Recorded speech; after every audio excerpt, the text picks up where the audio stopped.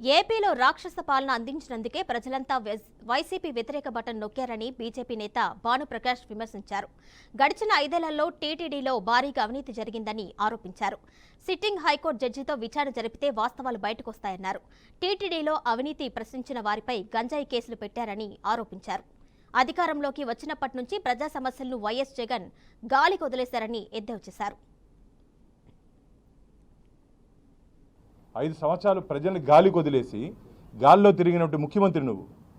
5 సంవత్సరాలు ప్రజల కష్టాలని, ప్రజల ఇబ్బందుల్ని, ప్రజల బాధల్ని గాల్లోకి వదిలేసి గాల్లో తిరిగే ముఖ్యమంత్రి నువ్వు.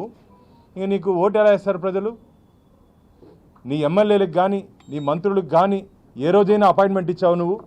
ఏ రోజు కానీ ప్రజల కష్టాలు పట్టించుకోలేని ముఖ్యమంత్రి ఈరోజు ఓటమి పాలైన తర్వాత అరే నాకు దాని మీద అనుమానం ఉంది, దీని మీద అనుమానం ఉందంటే నీ మీదే నీకు అనుమానము. ఆత్మ పరిశీలన చేసుకో. ఈ 5 సంవత్సరాలు ఏ రోజైనా సరే ప్రజలకు సంబంధించిన ఇబ్బందులు ఎన్ని అటెండ్ అయినావు, ఎన్ని పరిష్కరించావు? నీ సొంత ఊరిలో అన్నమయ్య డ్యాము గేటు పగిలిపోయి కొట్టుకుపోతే నీ సొంత జిల్లాలో ప్రజలకు ఇల్లు కట్టిలే. ఇంకా మళ్ళీ మాట్లాడాడు 5 సంవత్సరాలు కదా కళ్ళు మూసుకుంటే అయిపోతుందని. నువ్వు జీవితాంతం కళ్ళు మూసుకునే ఉండాలి. మామూలు ఏ ముఖ్యమంత్రి అయినా సరే పని చేసి ప్రజల గుండెల్లో ఉండాలా.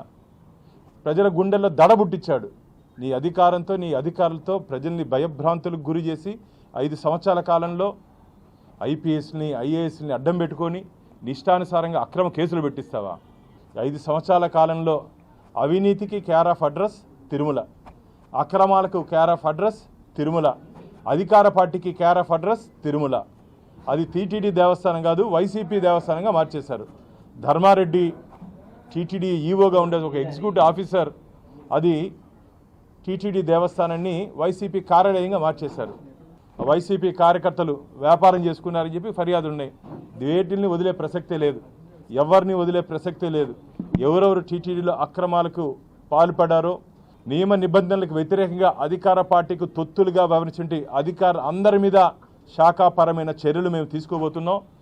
ఈవీఎంల మీద అనుమానాలు వ్యక్తం చేసినట్టు జగన్మోహన్ రెడ్డి, నువ్వు రా, సుప్రీంకోర్టు డైరెక్షన్స్ ప్రకారం పోదాం, కూర్చుందాం, ఏ బూతులో ఎక్కడెక్కడ ఎన్నెన్ని ఓట్లు పడ్డాయో పరిశీలిస్తాం. నీకు ధైర్యం ఉంటే రా.